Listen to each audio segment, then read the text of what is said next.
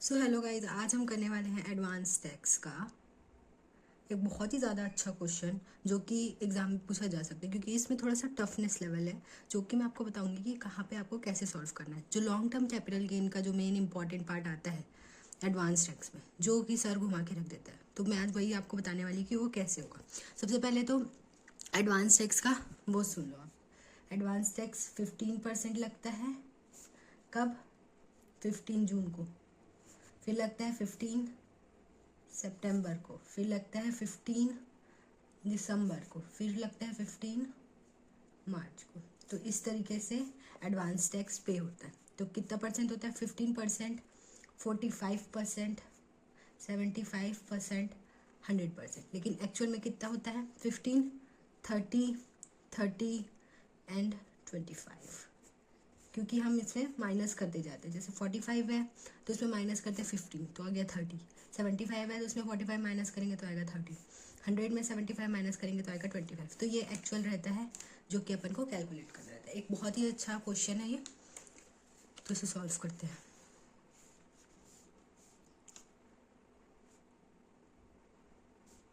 श्रीमती प्रभा जो है 82 year old है।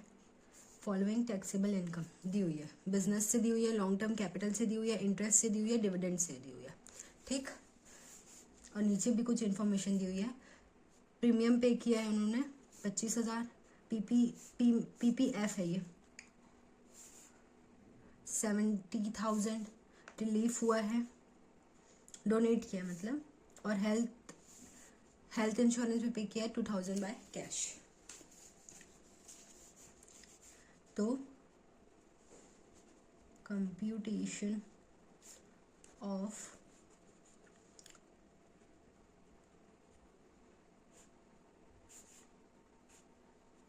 Taxable income. ठीक है, सबसे पहले लिख लेंगे बिजनेस से कितना इनकम हुआ है।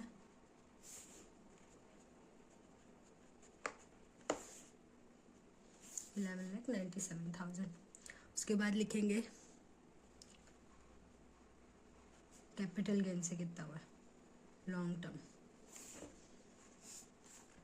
ठीक, 25,000। IFOs से 2 हुए हैं। इनकम फ्रॉम अदर सोर्सेज से हुआ इंटरेस्ट। इंटरेस्ट अगर सेविंग का होता है तभी वो हमको ATT में डिडक्शन मिलेगा, नहीं तो नहीं मिलता।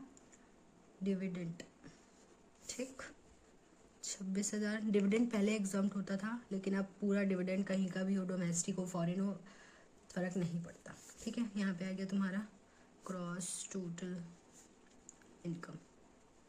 कितना हुआ? 11,97,000 प्लस 25,000 प्लस 26,000 प्लस 3,000, 12,51,000। ठीक, ये आ गया ग्रॉस टोटल। अब अपन को क्या करना है? डिडक्शन करना है AT से रिलेटेड। ठीक है, सबसे पहले ATC का डिडक्शन मिलेगा, प्रीमियम जो पे किया है, ठीक है, और PPF में जो डिपॉजिट किया है, प्रोविडेंट फंड 25,000 प्लस 70, तो ये था आपका 95। Let me check. 95। इसमें कितना तक रहता है एग्जाम्पशन? Up to 1.5 lakh. ठीक है, 1.5 लाख तक ही एग्जाम्पशन रहता है ATC के अंदर। अगर उससे एक्सटेंस है तो वो टैक्सेबल हो जाएगा। ये अपन को करना है लेस। ATG का होता है डोनेशन वगैरह। ठीक है, PM फंड में रिलीफ है तो ये फुल्ली एग्जाम्प्ट होता है 100%। ठीक, और हेल्थ इंश्योरेंस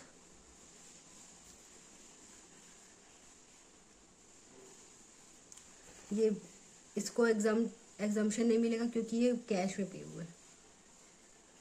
ठीक, तो 12,51,000 में माइनस कर देंगे 95,000, माइनस कर देंगे 25,000।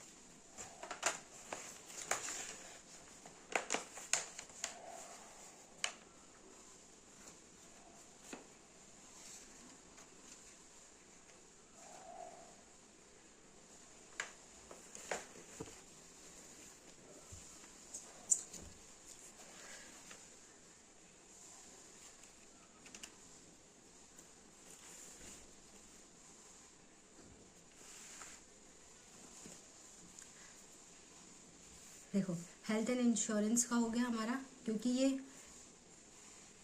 कैश में है तो ये क्या हो जाएगा, अलाउ नहीं किया जाएगा इसमें डिडक्शन। उसके बाद ये जो है क्वेश्चन में दिया हुआ है, देखो इनकी एज क्या है 82, तो 82 में है तो 80 TTB लगता है, ठीक है। 80 TTB का डिडक्शन मिलता है और 80 TTB में सेविंग तो मिलता ही है, प्लस अपन को फिक्स डिपॉजिट में रहता है। ये बात आप हमेशा याद रखना, फिक्स डिपॉजिट हो तो भी अपन को इंटरेस्ट में एग्जम्पशन मिलेगा। वही अगर क्या बोलते हैं 80 TTB होता, ठीक है, TTA सॉरी, इंडिविजुअल के लिए जो कि सीनियर सिटीजन नहीं है, तो कितना डिडक्शन मिलता, 10,000 तक का ही डिडक्शन मिलता, लेकिन इसमें 50,000 तक का मिलता है, ठीक है, एकदम अच्छे से समझ लो। और सेविंग अकाउंट ही होगा तब, कोऑपरेटिव का, बैंक का या फिर पोस्ट ऑफिस का, ये तीनों में अगर सेविंग अकाउंट है तब 80 TTA का डिडक्शन मिलेगा। लेकिन TTB सीनियर सिटीजन के लिए फिक्स डिपॉजिट भी इंक्लूडेड होता है, ठीक है। तो इसमें अपन को मिल जाएगा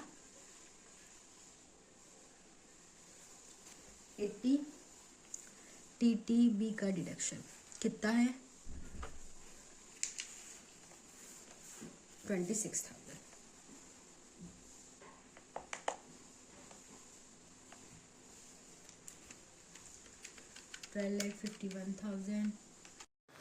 अब आ गया हमारा टैक्सेबल इनकम। अब अपन को निकालना है टैक्स, लेकिन उससे पहले जो भी हमारा जो कैपिटल गेन होता है या फिर कोई भी तरीके का विनिंग होता है, लॉटरी विनिंग वगैरह, 30% उसका टैक्स रहता है और लॉन्ग टर्म कैपिटल गेन का 20% रहता है। बाकी सब में ये सब है, ये सब भी जो रेट में लिख रही हूँ ना वो सब रहता है। तो अपन को क्या करना है, जो अमाउंट रहेगा ना उसमें कैपिटल गेन का पोर्शन को हटा के फिर अपन को टैक्स कैलकुलेट करना है,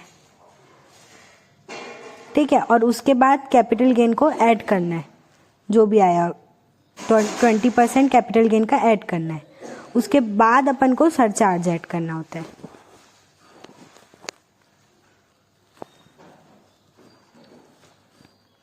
ये बहुत ज़्यादा इंपॉर्टेंट रहता है, कई बार अपन भूल जाते हैं, लेकिन अपन को लॉन्ग टर्म कैपिटल गेन को अलग से कैलकुलेट करना रहता है, शॉर्ट टर्म कैपिटल गेन को भी करना रहता है जब वो अंडर सेक्शन 11A के तहत आता है। तो ये आ गया हमारा टैक्सेबल अमाउंट, ठीक, ये आ गया हमारा टोटल टैक्सेबल।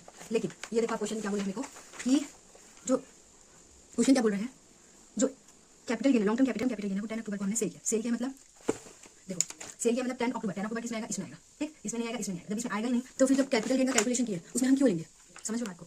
मतलब सितंबर अक्टूबर में हमारे पास पैसा आया है तो उससे पहले अपन को पता कैसे चलेगा कि पैसा आया कि नहीं आया, अपन को कंफर्म थोड़ी था कि अपन बेच रहे हैं कि नहीं बेच रहे हैं। अपन एस्टिमेट निकालते हैं एडवांस टैक्स। तो लॉन्ग टर्म कैपिटल गेन अगर 10 अक्टूबर के बेच रहे हैं तो उसके पहले जो इनकम है, पहले जो एडवांस टैक्स पे होगा उसमें अपन एडवांस टैक्स पे नहीं करेंगे लॉन्ग टर्म कैपिटल गेन के लिए। तो ये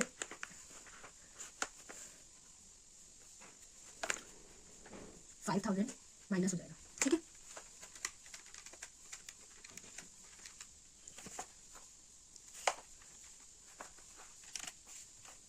नहीं, ये मैंने सही किया, 5,000 इंक्लूड है कैपिटल गेन का, ये देखो 5,000 इंक्लूड है कैपिटल गेन का, 1,29,000, तो अपन का 1,24,000 आ जाएगा। एक और कैपिटल गेन उसमें ऐड करेंगे 4% सरचार्ज, तो 1,24,000 ऐड करेंगे 4%, तो आ जाएगा 1,28,960 रुपीज़ आ गया अपना बिना कैपिटल गेन वाला, ठीक।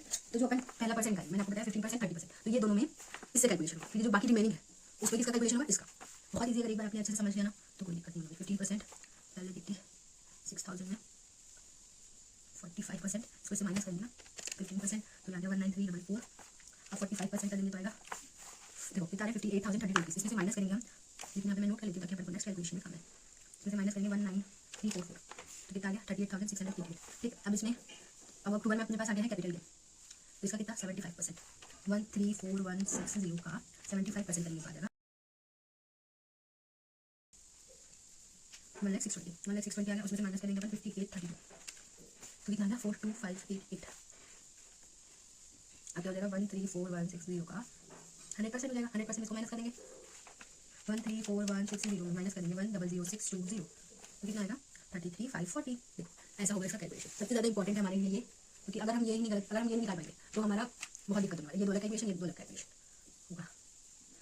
देखो एक और चीज़, अगर एक और एग्जाम्पल देख समझाती हूँ मैं एडवांस टैक्स का कैलकुलेशन। अगर अपन को बोलता है कि जो हमारा आने वाला एसेट्स है वो आ रहा है कब, जनवरी में, मतलब जो अपन सेल कर, एक और क्वेश्चन देख के समझाती हूँ ताकि आपको समझ। एक अपन सेल कर रहे हैं क्या चीज़, जनवरी में सेल कर रहे हैं कोई भी लॉन्ग टर्म एसेट, तो वो किस में आ जाएगा, इसमें। ये 3 में होगा बिना लॉन्ग टर्म कैपिटल के कोई सॉल्यूशन। उसके बाद जो आखिरी वाला बच जाएगा उसमें होगा इससे। मंथ वाइज अपन को नहीं कैलकुलेट करना है, अपन को सिर्फ ये देखना है कि कौन से क्वार्टर में वो आ रहा है, ईयर मतलब कौन से क्वार्टर में आ रहा है वो मंथ, ठीक है। ईयर से कोई मतलब नहीं है, मंथ से कोई मतलब नहीं है, क्वार्टर कौन से क्वार्टर में वो इंक्लूड हो रहा है, तो जनवरी आ रहा है तो जनवरी मार्च में इंक्लूड होगा, ठीक है, क्योंकि दिसंबर तक खत्म हो गया, मार्च में जनवरी आ जाएगा, तो ये कैलकुलेशन उस बेसिस पे होगा। Thank you for watching.